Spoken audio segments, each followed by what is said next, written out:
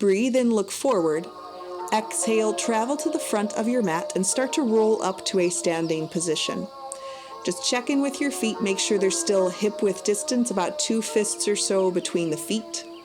Now either start with your hands to your hips or hands to your heart. Just know that both work, it's going to depend on what you need. Squat down to a seat, and we'll do some star chair taps. So starting with your right foot, bring your right foot as far forward as possible without letting your hips come out of alignment. Come back to center, then step the right foot to the top right corner of the room. Good.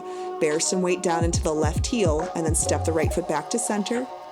Now bring the right foot out laterally so the toes are still lined up with each other, and step the right foot in. Take the right foot to the back right corner now. Keep the lunge, and then step the right foot in. Step the right foot now all the way to the back of the mat, either toenails on the floor for extra or the ball mound onto the floor for more support. All right, stand back up, shake that out. Now let's do all that again, but a little faster. Right foot to the top of the mat. Step back to center. Right foot, top right corner. Step back in. Right foot steps out all the way over to the right. Back to center. Right foot back right corner, stay low in the seat. Step the foot forward. Right foot all the way to the back of the mat. And step one more time. Right foot to the top of the mat. Back to center, hips stay lined up. Right foot, top right corner. Back to center, good. Right foot all the way over to the right. Back to center. Step the foot to the back right corner. Center. Right foot to the back of the mat. Center, stand up, shake it out.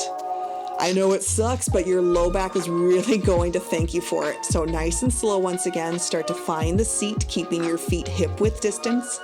Hands to hips or hands to heart. Extend the left leg forward as long as you can get it without letting the left hip jut anywhere else. Take the foot back and now take the left foot to the top left corner. Step it back. Left foot steps now all the way to the left side of the room. Hips stay centered. Bring the left foot back. Left foot step to the back left corner. Good. And then back to center.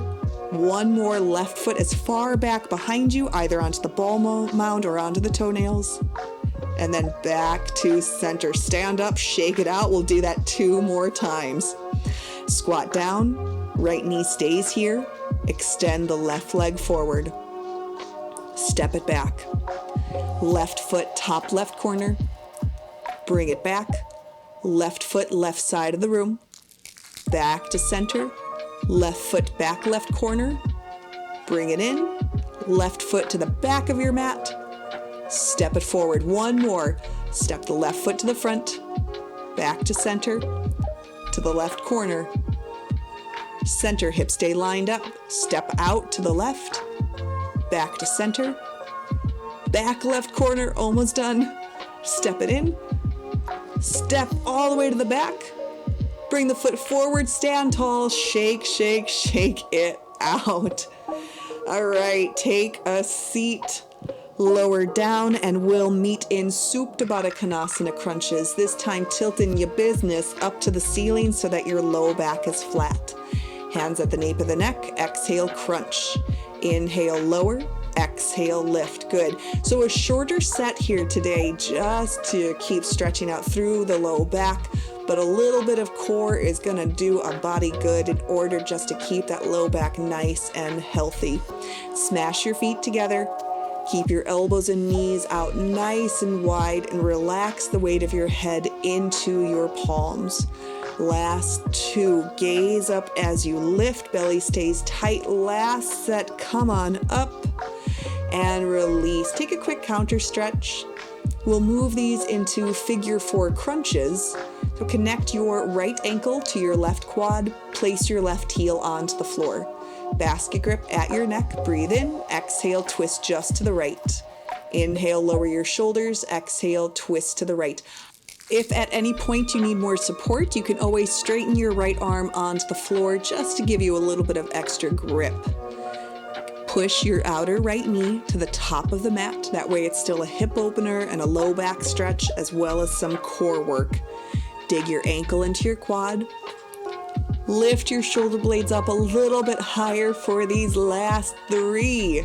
Good, squeeze in tight through your glutes, final 2.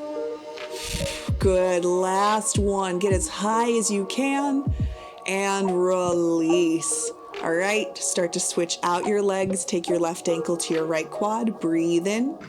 Exhale, lift and twist to the left.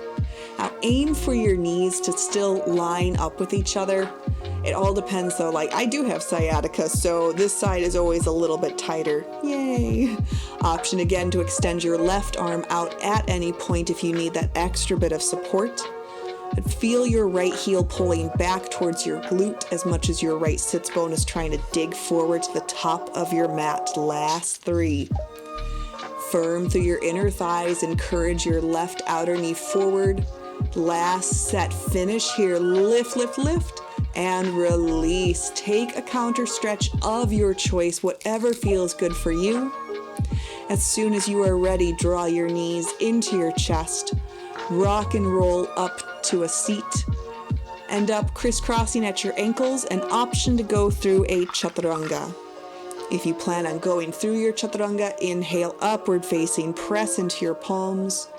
Exhale, down dog. Take a deep breath in. Open mouth, release.